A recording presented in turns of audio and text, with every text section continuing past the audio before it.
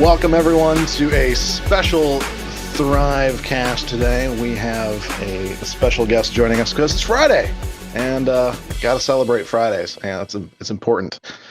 So yeah, in a bit I'm going to bring Doug on, but first, bring back our co-host Jeff Pitch. How's it going, Jeff?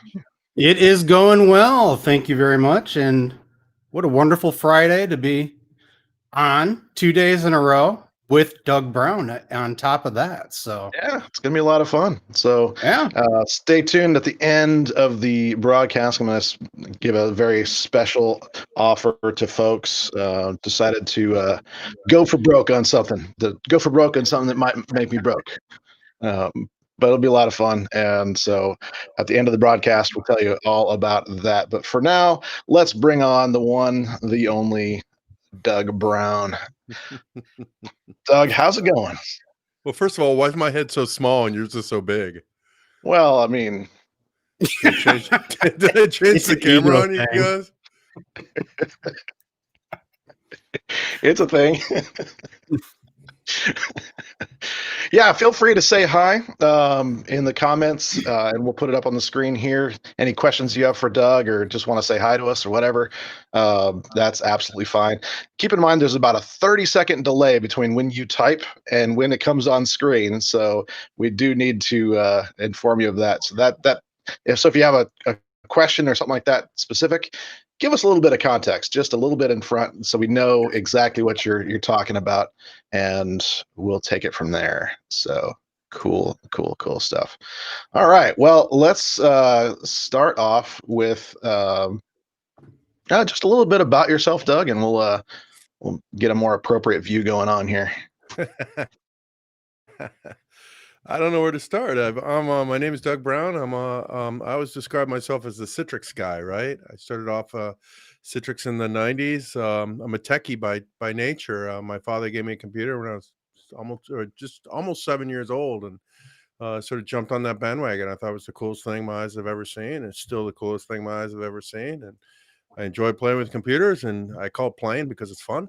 I joined the Citrix world in the mid to late 90s. I've been doing that ever since. Nowadays, I went to work for Citrix for a while. Left in 2004 to work for myself.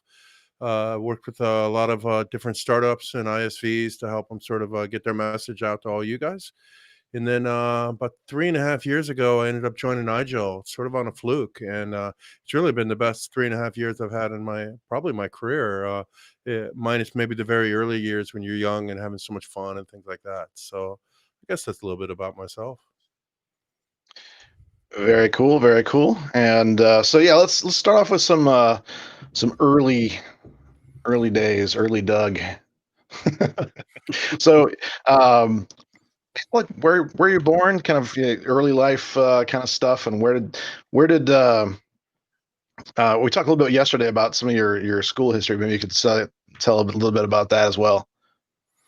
Yeah, I was born and raised in Des Moines, Iowa. So I wouldn't call myself a farm kid. I grew up in the city, not that it's a big city. Grew up in West Des Moines, which was on the far west side, and I actually would cut through cornfields if I got in trouble at school. So I'd have to either I could go around and take longer, or cut through the field if I couldn't catch the bus home. Right. Let's see. Yeah, I lived there until I was 30, and then when I was 30, I wanted to go see the world. So I ended up going out to California. As far as school goes, I was one of those guys that sort of hated school. I didn't really, I don't know how to describe it. I mean, it was I liked computers since I was 6 years old. 7 years old. I loved computers. So all I really wanted to do were computers. And school, they didn't teach you computers. They taught you, I don't know, math, or, I like math a little bit, but, so school wasn't really for me. I was more interested in playing with these things called computers. Yeah, right on, man. I think that describes a lot of us. I do wish I would have, I wish I would, looking back on it, there's some, I wouldn't call them regrets per se, but it would have been nice to learn a little bit more than, it was a plus and minus, right? Because I didn't pay a lot of attention. I was my mind was in this thing called computers. And, looking back, I wish I would have learned of, business a little bit better. things like that. But what it did for me was something different, is because I sort of had to catch up. So I was more apt as an older age to work harder, to get ahead of the people that were more educated than me, right? And I've always Yeah. taken that as a bonus, because I will outwork you. It's that simple, right? And how many can you do? One more than you, right? So, Yeah. and I think that comes from school times. Cool. So now, Buckeye. Buckeye? That's Ohio. Buckeye. That's All right, Ohio. sorry. What is it? No, That's sorry. I'm Ohio. wrong about that. What's the I'm a Hawkeye. Hawkeye? Yeah. Thank you. Sorry. Yeah, Buckeye. In Iowa, we have a saying, "Oh, how I hate Ohio State," right? Michigan for that matter, same too, way. Jeff. Yeah. Michigan for that matter. Michigan and Ohio State, not a pleasant thing. No. Are you a Michigan fan or Michigan State? If I had to pick between the two, it would be Michigan State. But truthfully, I would have to say Notre Dame more than anything. And the reason for that is Montana. that my best friend growing up, his dad had a shrine to Notre Dame in their living area. And I mean, it was like pictures of the Four Horsemen, Lou Holtz, the whole thing. And so I grew up like no other college sports except Notre Dame football. And, like none of my family were college sports fanatics or anything. So it was always Notre Dame. I mean, that's just all I knew. So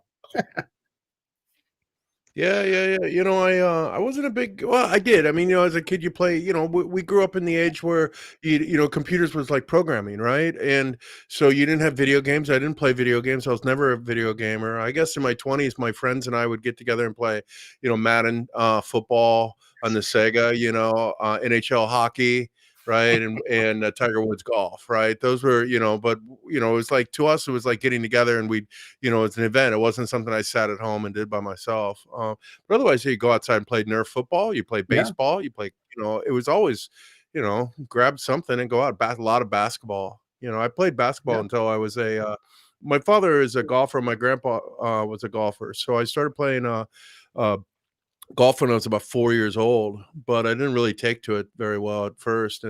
But I really loved basketball. So, I'm very excessive or compulsive type of person. So I would sit there and, shoot baskets one after another. But then I took golf and I stopped playing basketball and just sat there and hit golf balls. So I loved it.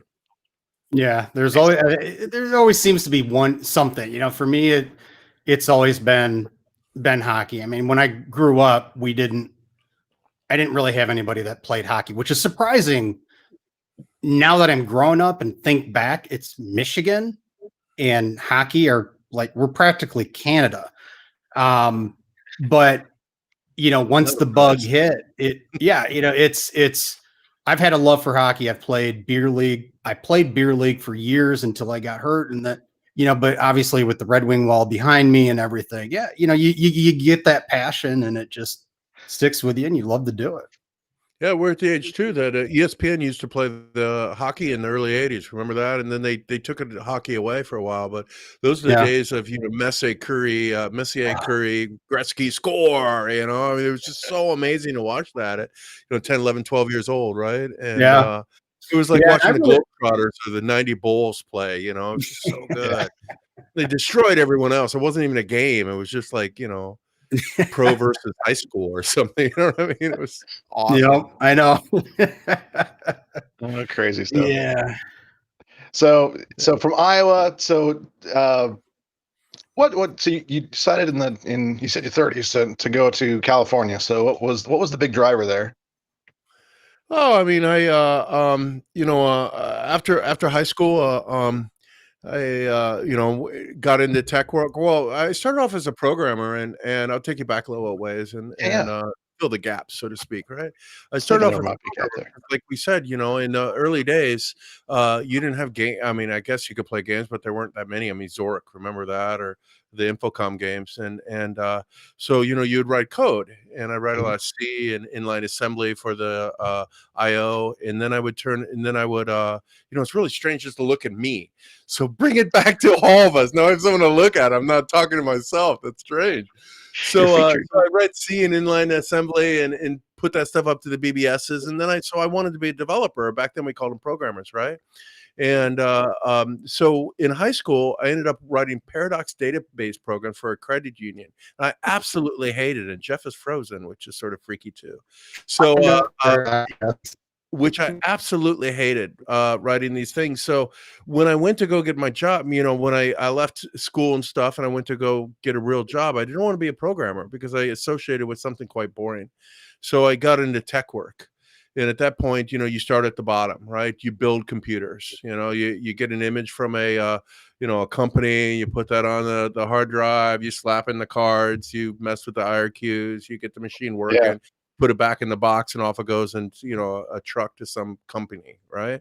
And that was a lot of fun. I enjoyed that. And then I got into, from there you go to on-site work. You go out to a company and fix the problems, right? Right. And then, you work your way up, and then I became an engineer. I was out and, engineered, did a lot of small business server, did a lot of, in those days it was mostly Novell, right? Right. And, here I am 27 years old, and all the senior engineers are, 40 years old, 45 years old. And what kind of work was I going to get? Nothing. I was going to get the crap work. So, the restoring backups and, that type of stuff. So, I was coming home, or I was at the office one day, and I was walking out of the office, and the lady that gave us our work orders and, charge of the engineer said, "Hey, Doug, you heading home?" I was like, "Yeah, sure. Do you mind dropping off the system board at," I think the company was called Compressor Controls. And I said, "Yeah, sure." And she goes, "Okay, here you go." And so I went out there and started talking to the guy, and I grew up on computers on mainframes before personal computers. So I'd go to my dad's office and play with the mainframes. And so I started talking about my love for mainframes and centralized computing and sort of my history at those days, right, which is quite young. And he's, "Oh man, you're going to absolutely love this thing." And he pulls this big giant box. I don't have one in Berlin, but I have one in Florida, and I have many in Florida. But a big box, and he hands it to me. He's like, "Take it home with you and play around with it." And I was like, "Oh, no, I can't do that. This is, this year's, keep it. No, I can't do that." And said, "No, you take this thing, and when you come back for the system board, you can you can bring it back." I was like, "Okay." So that was Citrix WinFrame. And I went home and installed this thing, and I was just like, "Wow, I can do what? I can remote into this." And you didn't call it remote. I was just sat there, just mystified, right? But what could be done, right? Didn't work very well, but I mean, it worked, and nothing worked well in those days. Right. So I was so impressed that, I went to the office the next day. I told my boss about it. I was like, "Can we do this? Can we do this?" And he's like, "Well, you find some companies that can do that, and you can, we can start doing this." So I, started telling everyone I knew about this crazy thing called Citrix. And What year was that? yeah, so those are the days when I met Jeff, actually, back in the thin list. You remember that, Jeff? Yeah. Oh yeah. Yeah. And so yeah, Those so were the good old days where you had to wait for the service packs to be re-released by Citrix before you could apply them. That's exactly right. I always say, "Do you know what Service Pack 5B brought you?" Did you know, guys? Do you know this one? It's so old. Back then you would know for sure, but yeah, exactly. It's one of those weird trivias that very few people would remember but back then everyone knew it was. Yeah. It brought you printer driver support. Because if in the early WinFrame days, you actually had to write your own drivers. You basically had to take the INF from Windows or from NT351 and sort of add in a header, and I forget exactly how to do it, but basically you were hacking together a printer driver, right? And printer drivers didn't work, you could DOS driver or DOS graphics didn't work. Oh, it was a nightmare. But I jumped on this bandwagon, right? And in those days it was Jeff and I and Greenberg and Jim Kinzig, Joe Schunk, a few, a handful of guys out in Europe, right? Just very few people in this quote unquote community. And then you had the Citrix people, the Rick D's in the world, right? That were sharing information. So 99, January 12th of 1999, I remember dates real well. And I stood up a BBS, or not a BBS, a website, and I stood up a website for the sole purpose of learning Option Pack, right? IIS. Oh yeah. And I was like, well, what am I going to put on this thing? What am I going to do? And at the time, at the consulting company, I was the kid with the big bag, right? I was carrying around with all the TechNet CDs, the Novell uninstall discs, all that crap, right? And all the engineers are like, hey, Doug, can I get that Novell uninstall disc? I was like, oh man, then I have to make myself a new one. So finally, I thought to myself, I'll just stick all that stuff up in this website, and I'll just say, just go to this website and download it. So that became DABCC, and because it really reflected what I did as an engineer. And as I started doing more and more Citrix, more and more Citrix, turned up on the site. And like I said, there's 12 of us, 15, 24, maybe 50 guys in the world doing it at that time, or at least talking about it, right? So one day I get a call from, long story short, I get a call from Citrix that, how would you like to come work for us? And I was like, yeah, I think my exact words were something like, you don't have to pay me. And they laughed at me. They laughed at me and said, we'll pay you. And I was like, great. Great. So that's how I ended up in California, is that Citrix took me out there. But my goal was to sort of get I called it, like I said, I didn't really enjoy school. I didn't go to school long. I mean, I went to high school, a little bit of college, but I left because it wasn't useful for me. So my 20s were sort of what I called my undergraduate years. It was when it's when I really learned. I spent all my time learning as much as I possibly could about anything. And then my goal was when I turned 30 to leave and go see the world. So, which it brings me to an interesting thing. A story actually is, I was out. We all got lucky with, a bunch of mentors or senior people that, taught you, right? Well, we could all tell stories about that forever. And I had this one guy, his name was Doug Shreve, and he was from Baltimore. And I think he moved to Iowa to marry a farmer's daughter. No joke. And he did too, which was quite strange. And this guy was amazing. He looked like Robert Redford. His hair was perfect in like a hurricane, he mowed his lawn in a suit. I mean, the guy was strange, right? But he was super, super smart, but very nuts too. He was a very much a crazy guy. And he was like, hey, Doug, I became his junior engineer. So basically he sold all the work and I did all the work, right? And he went back to the hotel and took a nap. No joke. So one day we're out and it was what I call Christmas Day, that day where you go on site and there's a big, it's the first day on site. There's like, 5 ProLiant servers there, 5 RAID cards, 100 drives, all this stuff that you could never pay for yourself, but you could install it all, configure it all, make it all work, and then leave, right? And so he was out there with me. And in those days, everything had a manual, right? And you take one of the manuals and you put it in sort of the keyboard box. Remember a ProLiant server? And then that went with the customer. And he said, what do you do with all the manuals? And I said, well, I put one in the keyboard box for the customer and I throw the rest away.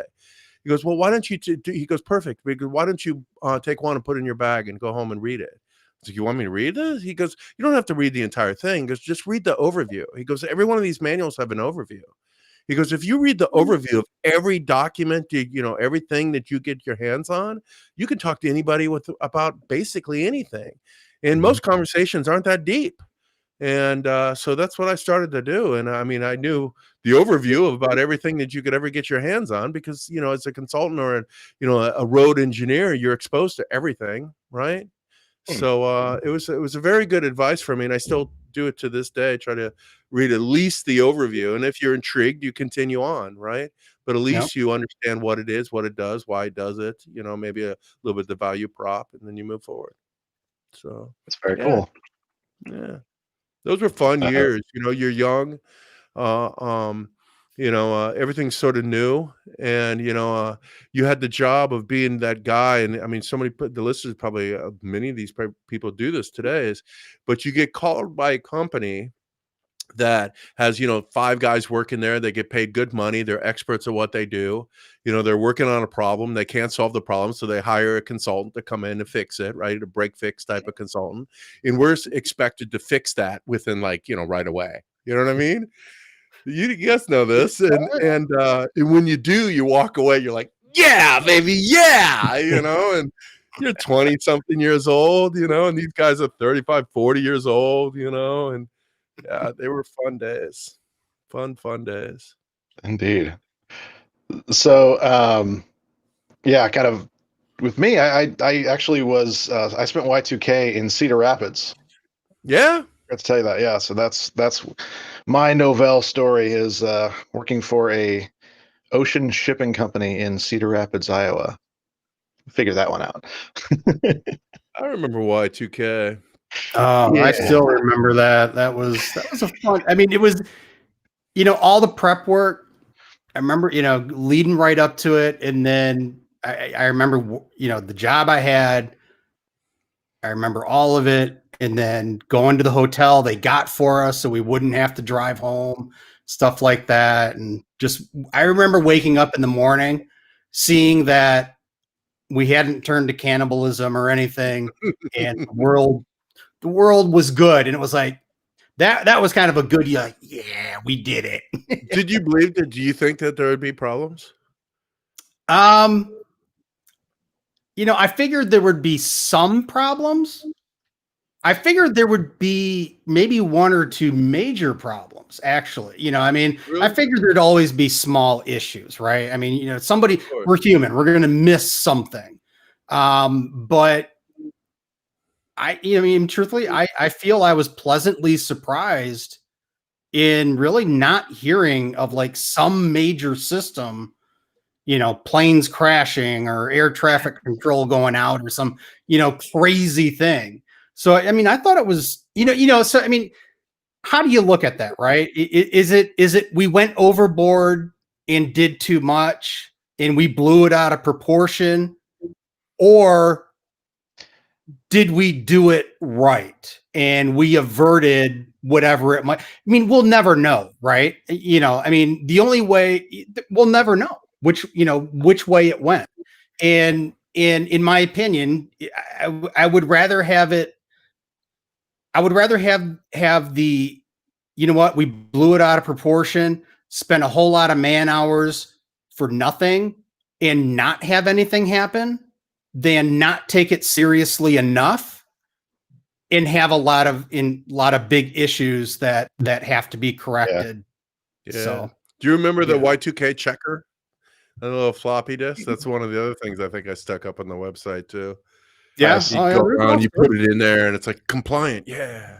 Yeah, I Yeah. had oh my gosh. So we had to do that. We had to send those discs or whatever they were to the ships because they weren't connected at all. So we had to send those out and get a written certification back from them that they had done it and all that kind of stuff. So, I mean, ocean vessels, pulling into port, you don't want their GPS systems in those days, to be off on their time code because that's actually, if you don't know, GPS actually depends on time codes to work. So there was a lot of issues like that, but actually for me, this was like the first inkling of what emerges a methodology. So this was like um, testing before it goes into production. So we had to test everything. So yeah, we spent Y2K in a war room, but at the same time, we knew, like, watching midnight at every single major point, and waiting for the phone to ring, or waiting for we had news articles or like live news on each look. It was absolutely insane. But we tested. Yeah. That was Everything worked. interesting stuff. Yeah. Interesting times. I was glad it was over, but boy, we made a lot of money. Well, the people, I mean, I got my normal paycheck, right? But the guys owning those consulting companies made a lot of money. Yeah, it's true, but Yeah. it's interesting. So Kept me busy. talk to us a little bit about how methodology in a box kind of came about. That's a very good question. So as I said, I had the senior engineer, Doug Shreve, and Doug would teach me so much. We did a lot of work up in Northwest Iowa, and I'm based in middle of Iowa, Des Moines. And so it was about a 3-hour drive up there, and we would go and do a lot of wireless projects and rebuild co-ops and schools and things like that, and put wireless point to point and get rid of the frame relays and the T1s and what have you. And every time we were driving, and we lived up there for 5 days a week in a hotel, and so we go out to dinner together. And at those days, I was definitely asking a billion questions. So he loved talking to me. He loved sharing all this stuff with me. And I remember one day I'm driving up there, and he gives me a call. I pull over into a cemetery. Actually, I remember this, one of those roadside cemeteries out in the middle of nowhere. And I pull over, and he starts yelling at me about, "Where's your documentation? Where's your documentation?" I was like, "What are you talking about?" And he's like, "Well, you need to document and all this stuff that you're doing. And where's the document?" I was like, "You never told me anything about it. I don't know what you're talking about." And so I started writing documentation, and when we go out to, I'd build something or fix something, I'd always, have my documentation. I give it to them, and in fact, I got so into it that I would take when I think it was one of the versions of Metaframe, I forget which version came out. I actually took 2 days vacation and stayed at home and wrote all my documentation for that rollout, for a particular rollout, in just like bullet like boilerplated it, right? And then when I had to go do it, because I knew that I was going to do this for a lot of companies, I would say, "Okay, I'll write you documentation. I'll be back in 5 days." And they're like, "Okay, cool." Well, it'd take me like a half a day to fill out my documentation. I go play golf one day, and then the rest of the week I would do other work. So I'm billing like 80 hours a week. Now I'm really pulling in the cash. My company's loving me, right? So he taught me how to do documentation. And then when I went to Citrix, I called him up because one of the reasons I was hired is because I became senior at that time. And I became senior because of this man teaching me and telling me all these things. And plus many other people that I worked with, my boss and a guy named Kevin Schaefer and what have you. So I asked him, I was like, "Man, how do I thank you?" I was like, all my dreams came true. I was like, "What do I do? How do I thank you?" He said, "Just carry it on. Don't thank me." So I was like, "Okay, I'm going to write a white paper." Well, first of all, I move out to California and I'm thinking to myself, okay, I'm a kid from Iowa. How am I going to teach these guys in California anything? This is Silicon Valley, right? They're going to know everything about how to do rollouts and deployments and break fix and blah, blah, blah, blah. But I found out they were the same guy I was in Iowa. They just didn't have this Shreve guy teaching them all this stuff, right? So I was quite blown away. They went on site, as we did in those days, and probably many people still do it today. Nowadays, you download it. Back then, you put the CD in, next finish. Okay, it's done, right? So I was blown away. So I set upon myself to start writing down what he taught me. And I told my boss at the time, "Hey, I'm going to write a white paper on project management." The methodology in this box was truly supposed to be, it was called Project in a Box to begin with. Actually, the code name was Project for People Who Don't Know How to Do Their Own Job. But I figured that one would not go far as a download, right? That's what Rick D and I called it. So because I'd share it with him every now and then. I'd tell him and Arlo what I was doing. And so the white paper I didn't read, like page 6, was called Scope Creep. Because I just kept writing. A year later, I'm down in Florida, and Rick and I would always go out in the back of the West End and sit there and have a cigarette and chat and stuff. So I pulled out of my bag this document like this thick, right? And it was all printed off, and I was like, "Check this out." He's flipping through, and he's like, "Oh shit, what's this?" I was like, "This is that paper I'm working on." He goes, "This is not a paper, Doug." And my boss at the time, he actually quit Citrix, right? And he kept calling me up. He's like, "How's that white paper going?" I was like, "Oh man, I'm working on it." So I swear he thought I was lying to him, right? So in fact, when he came back 3 years later, he came back to Citrix, and one of his first words to me was, "Did you ever release that white paper?" And I was like, "Oh yeah." So I sent it to him, and he replies back, "This is not a white paper," because by then it was 901 pages, right? Wow. So that's sort of where it came from. My goal was to try to teach people what I learned, right? And that's what it turned into. It was basically, I knew how to deploy Citrix in those days, or at least I showed you how I did it, right? And in my little anal way of doing things, I documented every single step. So that was it. And then keeping with how I wrote documentation, like I said, on vacation, it was all scripted, right? So you could put in the name, compressor controls, and boom, it went through every single document. So it was fun. Working smarter, not harder. I like that. Yeah. That was 2-3 years of my life, something like that. Basically every night and weekend. I was single at the time, loving life, 5 o'clock roll around. Actually, it was 5 o'clock on Fridays roll around, and I work until Sunday night. And then Sunday night, I did whatever work I had to do for Monday. And on weekdays was 10 p.m. When 10 p.m. rolled around, then I would turn off Citrix work and start in and working on methodology box. I'd do it until about 2 a.m. And then I would sleep for a few hours, wake up and go to work. So Hey, you know what? you don't need a lot of sleep when you're young. Yeah, exactly. Sleep's for lazy people.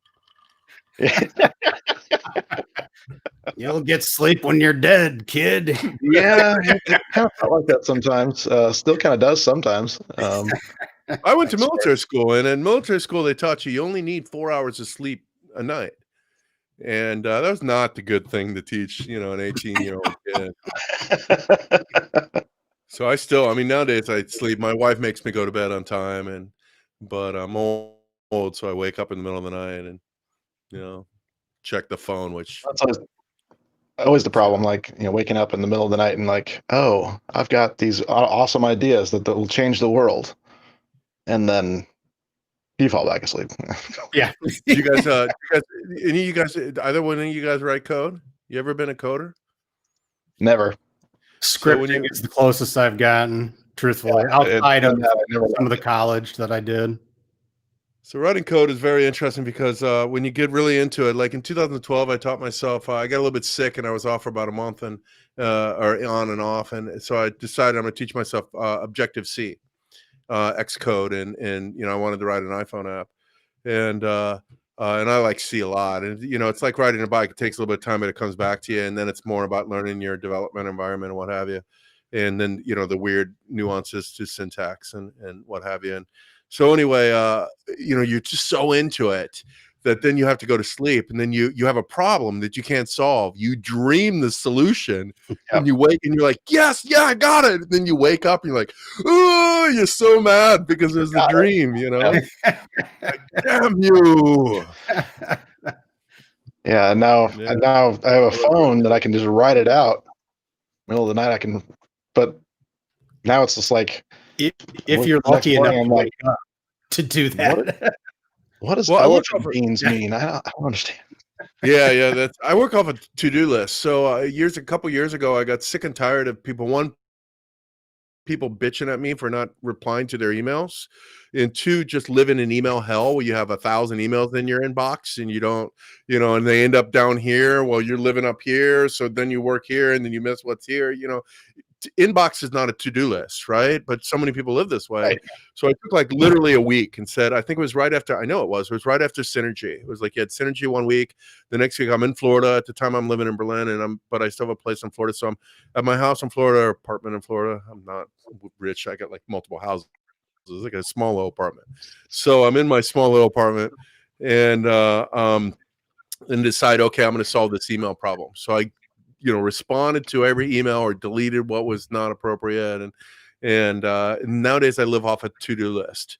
So every night, in fact, tonight, because we're doing this, and then I was on a call before, the last thing I do before I leave my office will kill every email. Either I'll respond to it or I'll make a task for it. Like, let's say you say, hey, Doug, I need something, right? Okay, cool. I'll make a task for it.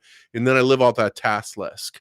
Right. And that's just exactly how I do. I do not. My goal now is every single day to have email cleaned up. So nice. I'm pretty good about it. And then I take pictures of my empty email box and send it to IGL CEO Jed Ayers. It's like, check this out. Inbox zero. Back to me, because an empty inbox is, pretty cool. It's a rare beast indeed.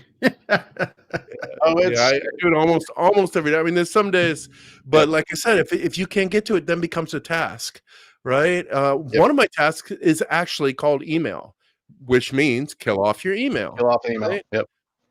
So if it's as simple, hey, yeah, Agreed. Jeff, I'll do that for you, no problem, or hey, good to, thanks so much, but everything becomes a task, even micro, and I build things into micro levels too. So like posting a podcast, right? Record podcasts, edit podcasts, create show notes, create feature image, all these things, because otherwise you'll forget a step, right? So, and then you kill 100 tasks a week, which is a lot of fun. You get that dopamine every time you click complete, right? It's like, yeah, baby. I get great satisfaction after hitting the delete button sometimes. I don't. The delete button makes me feel like a failure. So I just rename it. Yeah, I rename it. I'm like, okay, do this one. So, But you mean delete an email or delete in a Email. task? Yeah, not task. Oh, okay. Yeah. No. Yeah. My task list is embarrassing because I was going to say, what do you do with your emails when you're done with them then? I have every email I've ever sent since January of 99. Actually, probably January 99, because I stood up a web server. I got DSL at home, right? I got a static IP. I got a domain name, and I stood up two things: Exchange and a website. And so, I have a DABCC mail. I have every single piece of mail I ever sent. So, and I don't know why, but yeah. I don't think have I all keep my email records personal and- email, I'm a hoarder as well. I don't know why, but yeah. It goes into All right. my deleted items, right? I mean, my deleted items, but I could probably, Jeff, no, I haven't imported it in when I moved to Office 365, whatever, many years ago. But if I imported that old PSD, I could probably find emails from you from the, in the 99 or something, which would be funny. Oh yeah. Yeah, I bet. Scary. Oh, Mike might have us beat here. He's got emails back to 1997. That's cool. That's cool. That's But the question is, what email service were you using? Was it like Prodigy or AOL, or was it like GroupWise or Lotus Notes? Lotus Notes, yeah, or MS Mail. MS Mail. That was one of my first that fiasco. real jobs with MS Mail. Actually, I think 97. That's when I got on the Gmail. It was like the early beta of Gmail. Yeah. Hotmail as well. It was I wonder if emojis work. Emojis do work. Back in the day, my gosh, how did we get to talking about email? Well, actually, I think it's like I said, I was the kid. I was the Mikey at the company. It's like, hey, we need someone to get certified on, whatever product X. Who's going to do it? The seniors are like, no, not me. So I was like, oh, Doug will do it. So I ended up going to Kentucky. I'll never forget that. And learning, I loved Kentucky. The women were so beautiful. The men were beautiful. Ugly people were good looking. It was like Sweden. And anyway, so I learned Lotus Notes, and I loved Lotus Notes. It was a great platform. It was a great platform. I mean, the interface sort of sucked, but it was a great platform. If you remember, do you remember Citrix support back in the 90s and early 2000s? It was really great. You could find stuff in the knowledge base. Why? It all ran on Notes, right? Yep. Yeah. They moved Notes was great for the database functionality. You're right. The application, the email side of it was horrible. That was the bad interface. part. It had a really crappy interface, but it was latched on, if I remember right. It wasn't really supposed to be there in the first place, but yeah. So I mean, like the back end, you could create like workflows and all that stuff. I mean, that stuff that was great. That was absolutely great. But but people were using it for email as well, and that was the painful piece, was the email side of it, and then trying to get Lotus Notes to work in a Citrix environment. Oh, that was a nightmare, man. And that was actually one of my first big tasks in, oddly enough, 2010, 2011. Oof. Was to get working on VDI. Well, and that was probably when it was better. For a very large company, yes. That's what they were still using. They couldn't get off of it. Microsoft did not build the monopoly on Windows. They built it on Office, and Office was built not on Word or Excel, but on Outlook, right? Outlook was so much better than everything else that people bought. It was given away for free. I think at the time it was bundled on top of Windows 95, wasn't it? And sounds right. It was a standalone. I could be wrong about that, but and I was like didn't it come with Exchange? I was a hater, and then people just bought into it from there. I think you had it outside of Exchange. I think as a an hop or a Exchange client or something. I forget. Maybe Mike. Actually, I think Exchange was bundled with Office or with Exchange. Well, it was definitely bundled. Well, remember there was the back office bundle, which was like SQL, Exchange, and a bunch of other Yeah, I mean, before they were server. big enough Goliaths that they needed their own server. Yeah, look how old we are. I know. It doesn't mean I'm brag cool, about it means I'm weird old. things. I'm just saying. I have to admit, I actually went out to the Microsoft certification site and pulled up my old transcripts. 95.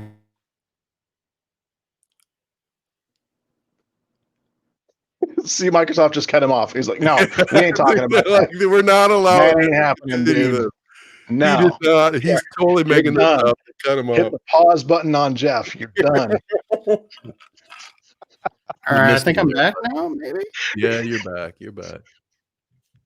We determined that Microsoft did not want you talking about 1995.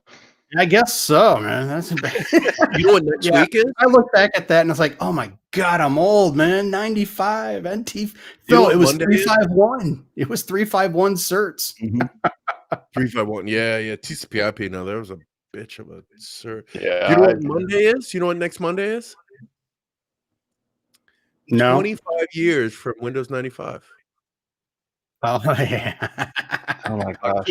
August 24th, 1995. I stood in line at CompUSA at midnight to get the download. So to get crazy that We all had that Rolling Stones song stuck in our head. Yeah.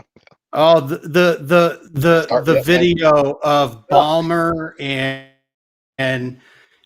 Gates and them dancing on stage. Oh, God, it's so awkward. I had a call today. So The guy had it as a Zoom background of them, and they're like, "What's these guys doing?" I was like, "That's 95 launch." Yeah. oh God. Okay, that's next level right there. I love that. There will never be a time like that for operating systems. I can't imagine a time like that for operating systems ever again. I mean, who gets excited like that? Yeah, it's an infancy of the product. Nowadays it's a mature business. I mean, back then it wasn't a mature business. Right. I mean, 95 was the first. 95 changed everything, really, but it was just a different world.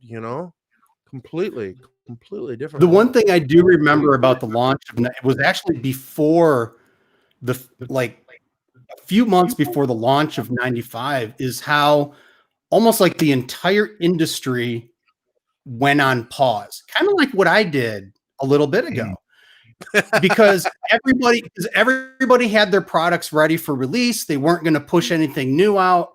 So everything was on pause. 95 hit. And I swear to God, ever since then, we have been it's been innovation, fast speed ever since. Change. Yeah,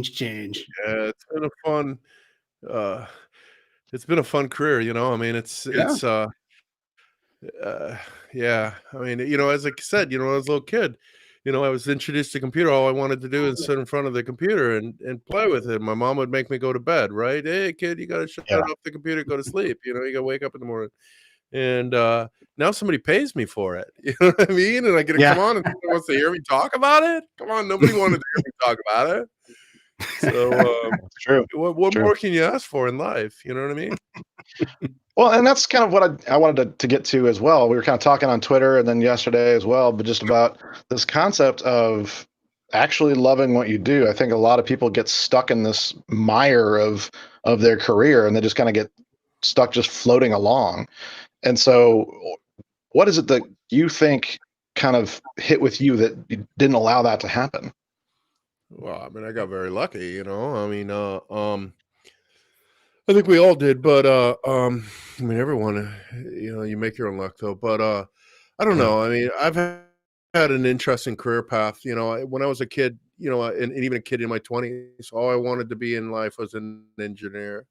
One of my happiest days of my life is when I got promoted in the engineering department. When I got my first MCSE, when I could tell people, what do you do? Oh, I'm an engineer. I still describe myself as an engineer by training. Is what I am. But because of that website, because of the days of Citrix, which are it was the late of the early years.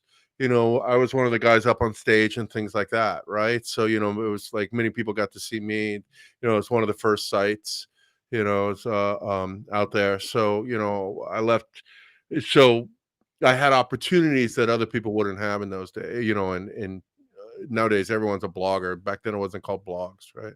Yeah. And so I went down a path that, you know, I followed my passion, which was one of the other things Shreve told me, Doug Shreve, is that he made me present for the first time in front of a group of people. And I was like, I don't want to present. I was like, you know, these people are stupid.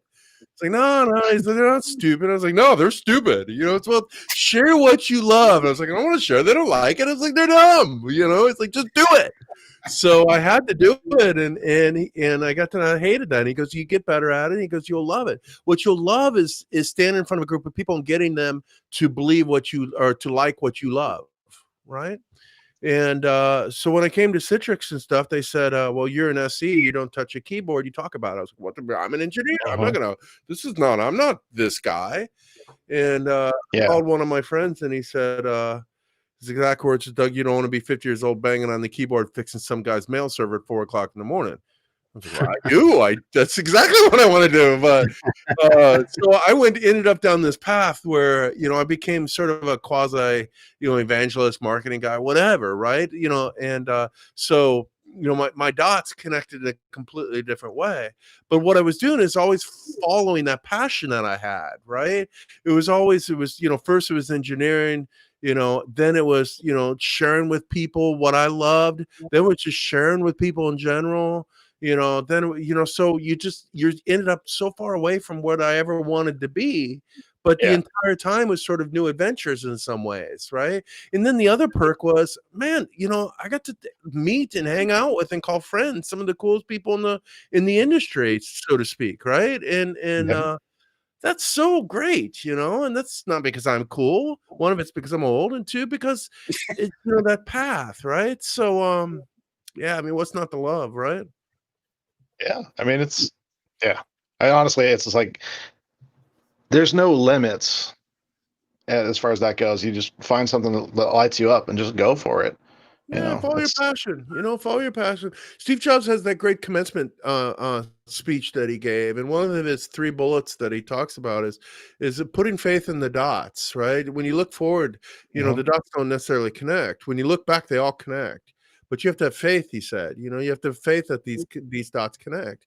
I never had faith in it. I just followed the passion, and he said that too. He's follow. You know, believe in something. You know, if that's God or you or a toaster, whatever it is. You know, believe in something. I didn't even have that. I just always had this, you know, I was very willing to learn, and they were fun days, you know. I knew the right people, and we were having fun. So Jeff, you remember all that stuff, you know? Oh yeah. And you know, I think to clarify, you know, it's still fun. I mean, I believe I'm still having fun, but in you know, we're old, so we kind of refer to this as, yeah, those were the great days. These are still great days, and you know, the community in these people, they're still out there, you know, and you know, people can still get involved and meet great people. I mean, that's what I miss about in-person conferences the most, is meeting face to face with everybody and sitting down and just talking, you know, just having a chit chat. It's great stuff. Absolutely. Yeah. I don't do sessions anymore. I'm long gone on that. I go to Synergy and Summit and VMworld, and, you know, 20 other things I go to. E2E, which is also always a blast. Alex is the best. And I mean, the ultimate best. Anyway, Alex keeps dodging us. I don't know what's going on there. The independent conference, by the way.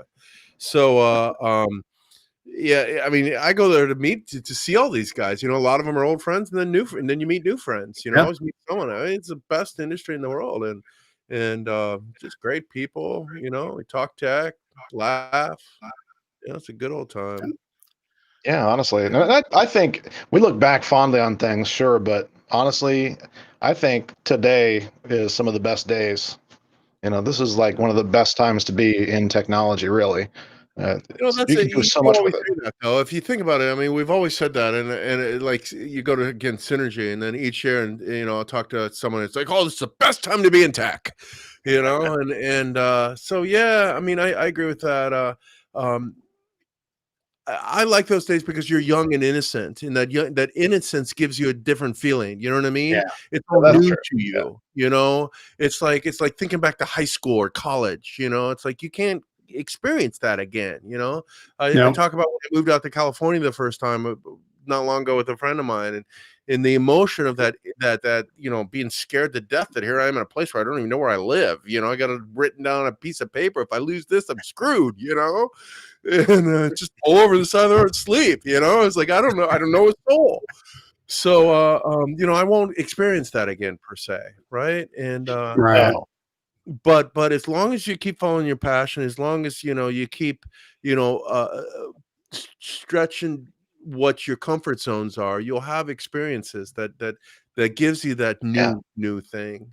Or you know, Yeah. some people, you know, this is what we're arguing with on Twitter because I said basically vacations for weenies. I think it was something like what I said. You did, I don't know didn't if I'm you? allowed to say that, but I was basically waiting. I've been hovering over this button for this entire yeah, time, I've going, where is the trigger Melissa I button? stayed out of that argument. I hate Here, vacations, man. I really do. I For one, hit you come this. back and you got 80 emails or 1,000 emails, you know?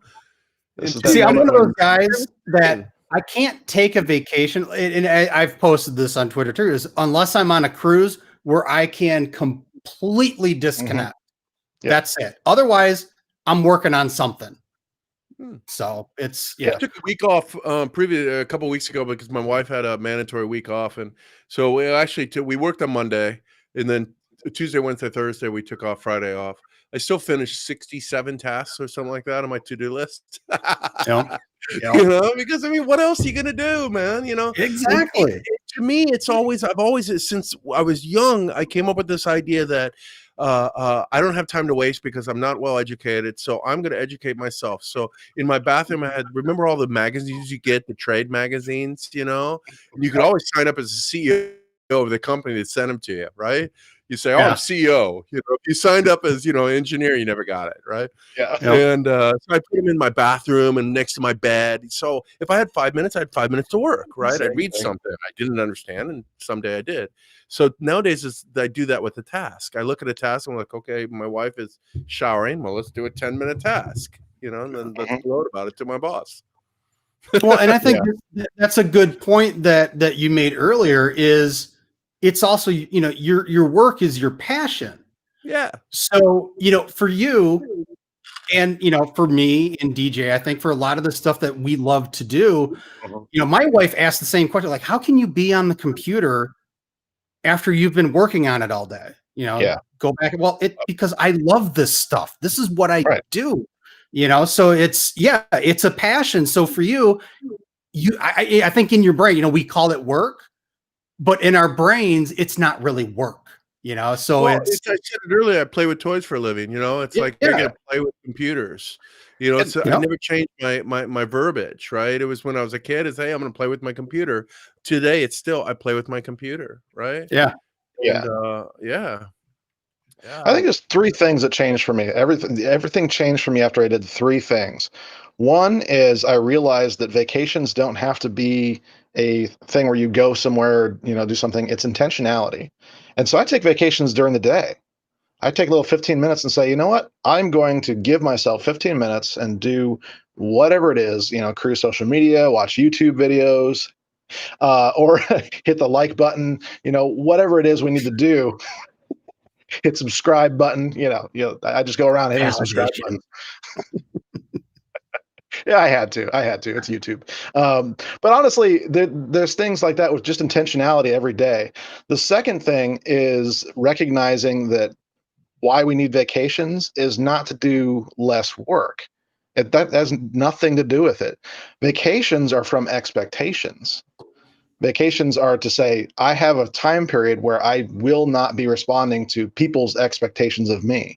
If I want to work during that time, that's actually better. And so for me, vacation sometimes is I'm doing work, but it's not anything expected of me, things like that. And the third thing is, like Jeff was kind of alluding to, sometimes you got to listen to your wife. And my wife realized a couple of years ago, is just like, we can't take a vacation under 2 weeks. It takes you a week just to unplug. And I'm like, yeah, that's the fast-paced life I live, baby.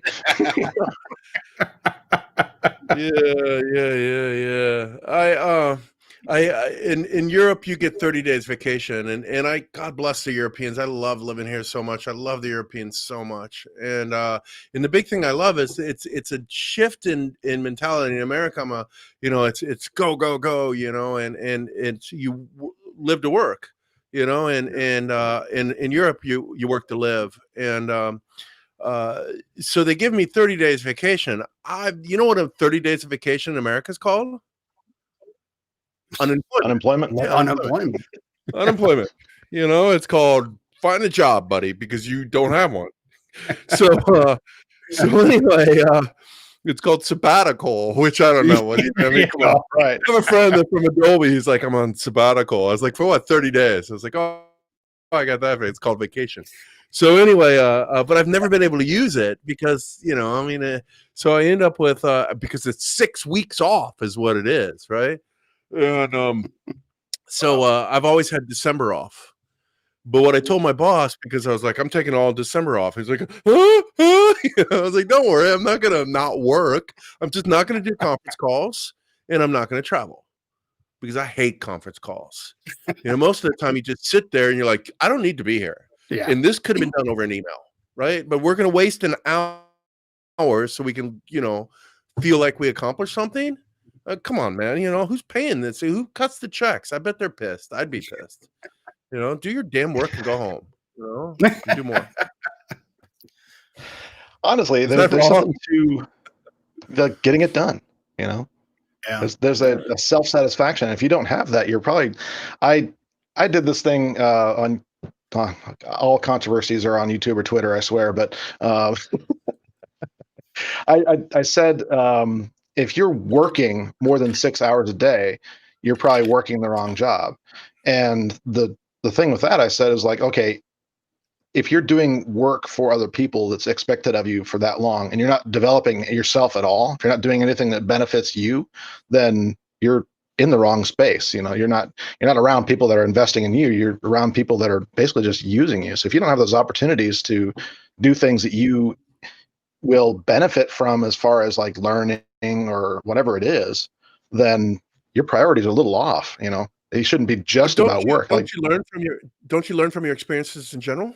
Oh yeah, but not all. I mean, I think I was talking more to like system administrators and things like that that really struggle with work being just work. And there's nothing being benefited from resetting Karen's printers for the 15th time. There's no real benefit to that. Learning how to automate that and how to respond more effectively to that, that's beneficial. But some companies out there don't want you to do that. They just want you to do the task. And so that's what I was saying. It's like there's some places that you definitely need a permanent vacation from. God bless them, though. I've always said that, I am who I am. Okay. I'm a type A person that loves to work. I love what I do. I'm passionate about what I am. Don't argue with me, because I will destroy you. I might not be right, but I will destroy you. I can be abrasive, but I'm very happy and friendly. And, but I wish I was that guy that worked 9 through 5. Came home, put his wife beater shirt on, and drank Budweiser. You know what I mean? Or the guy that, like you just mentioned, the admin, because I know a lot of admins that don't have it easy. They're constantly doing stuff, constantly fighting fires, constantly changing things, Exactly. constantly new technologies. An admin job is not just sitting back resetting printers. I wish, or some of these guys wish, but I wish I could be that. I'm not that guy. I like the change of things. And I mean, I left Citrix because it wasn't for me anymore. I didn't like it anymore. I lost my passion for it, and I had something else I wanted to do. I left working for myself, which I was making good money. I got to do what I want, and tell people, work who I want, and tell the other people I don't like you. And that was great. But and then I left doing that because I got sick of it, or because I got tired of it. So as long as you follow that passion, and I don't criticize anyone for anything they do, because we all have different passions, right? And I really respect the person that checks out at 5:00. I do. Yes, it's a mindset I make thing, fun right? of them for taking vacations. I do. So. Yeah, I'll tell you, there are days when after I graduated from high school, I did a couple of years at UPS loading trucks. It was 3-4 hours a night, just physical work. Just you worked your butt off, you went home. And it's like there are days where it's like, God, I wish I could just do that again. You know, you put in your time. It's a good day work, 3-4 hours of work, and you're done. You can go enjoy yourself. I don't have to continuously think about all this other, it's just, But the grass is not greener on the other side, too. It's nice to be able to disconnect completely from your job and just enjoy the day type thing. Yeah, but I wouldn't say the grass is greener on the other side, because these people probably wish they could do what you do or what I do or what somebody else does. So it's always it's always romantic, like the people that romance about the 1400s. But yet, there's poop running down the street and everyone smelled bad, but it looks good on film. You know what I mean? Yeah, it does. So, yeah, throw the same clothes, but on movies they were all the window and yeah, it's like Synergy 215. It kind of was though. So yeah. Well, at the end of the day, I always say I'm the luckiest guy alive. I've or one of them. I'm very fortunate to know so many great people and call them my friends too. It's a blast. I love going to Synergy and I4 or Summit and just walking around. You can't go 10 feet without running into someone. Yeah, the same. It's awesome. I miss that a lot. Dude, how you doing? Beer. It's so much fun. Yeah. Well, we're at the top of the hour. Doug, any final thoughts for us? No, I don't have any final thoughts. Thank you so much. I really appreciate this. It's always fun to chat about this stuff. And I will say, nowadays my job is I work for Agile. I really, really love this company. When I came to Agile, I got a lot of my old buddies are just like, what are you working for a thin client company, man? Couldn't you get a better job? I was like, no, dude, this is great. So definitely check out what Agile's doing if you're not familiar with it. Check out, my job is to run the community, which is, I get to hang out with all community folks, which is the greatest job on earth. That's how come I love my life so much. So definitely check out the Agile community, www.agilecommunity.com. And that's because that's where my passion is nowadays is supporting those folks and carrying that message forward. I really, really love it. I do want to I want to say one thing before Doug goes. One, Doug, you and I have been friends for, like we've talked about, very long time, and I have always appreciated the help you've given me and the discourse back and forth. It's always been great and fun and everything. But I did want to say about the iGel community is that when I look at what you've done with the iGel community and how fast you've grown that, and really, I mean, how great it's become, at least in my eyes, I can see a lot of the lessons learned, I think, throughout the years of how the EUC community has come together, has grown and everything. And it's like you've taken those and refined them and put them into the iGel community and really made that into an absolute great community. And I appreciate that dearly, and I think you are correct.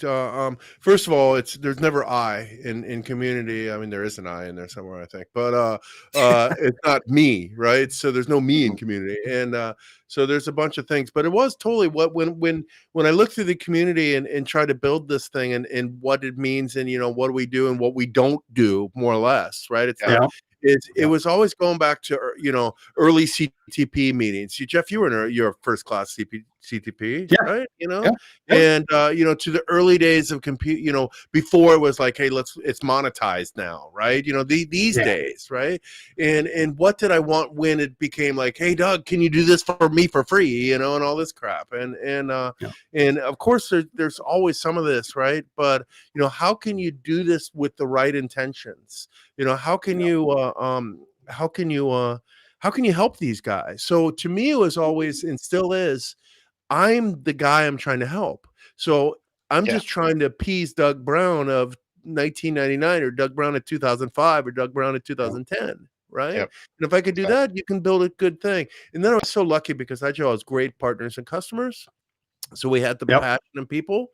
And then also the members are, I mean, come on, these guys are great. You know, I could Yeah. leave for a month. Nobody would know, you know? So, Well, and I think that's the great thing is that it's not just it's not a community in name. You have extraordinarily active community, oh, we got which 150, a lot of people would 160,000 be. messages. Yeah. I mean, Insane. a lot of companies would love to have even a fraction of that activity in their communities, and you've done it in just a few short years. So Thank that's you that. so I much. think that's a great accomplishment. Yeah. I Ditto. appreciate it dearly. I'll take the thank you and I'll relay it to the group because, like I said, it's always a group success. So it's I always say it's when I screwed something up. I forgot to There you go. restore the backup or whatever. There's no backup. I do back it up, believe it or not, because I'm scared to death it'll disappear. I'm scared to death it won't pay the bill. It will go back to the first 10,000 messages or something. I'm like, But isn't that always the case? I love chatting with you guys. So thank you so much. Thank you, Jeff, for the compliments, and DJ for having me. Yeah, so Absolutely. Yeah, Doug, thank thanks you for joining being us. on. All right. Cheers. We'll send you back to the green room. We'll talk to you shortly. Okay, bye. All right. Final thoughts, Jeff? No, I think I put my final thoughts out there already. Just a big thank you to Doug, and looking forward to continuing our long friendship with him. And Yeah, indeed. have a great weekend, everybody. Yeah, indeed. All right. Well, at the beginning of the episode, I told you that I had something special for you, and so here we go. So I am in the process, sort of like what Doug was saying. I decided to write a book a couple of years ago, and with me in mind of saying what kind of book would I wanted several years ago when I was just starting out and I just didn't know what was going on and didn't know how to do this stuff. And so that's why I wrote this book called Just Do This. It is I'm not going to say methodology in a book because that's just cheesy, but it is methodology in a book. This is a framework of how I do things, how I've evolved over the years, and I've found that simpler is better. And so this is something that I wanted to share with you guys. But I've got this coming out on hardcover. This is a pre kind of done paperback, and we'll be selling the paperback. But I'm also going to be doing a hardcover edition. So I'm giving you the opportunity to order the hardcover edition. But as long as we have supply, and you can kind of see, I can't point that way, but some supplies back there, some more in boxes. But I'm also bundling in Be a Citrix Hero and a book from my friend Dan Miller that changed my life back in 2010 called 48 Days to the Work You Love. And as long as I have those, I'm just going to bundle those in for the regular price of $48. So if you go to thrive-it.com/book bundle, there's a form you can fill out there to take advantage of that. And so I encourage you to do that. So until next time, please, have a great weekend. if you're watching this live, and if you're watching this after the fact, also have a great weekend. And in whatever you're doing out there, try to leave this day a little bit better than you found it. Cheers, everybody.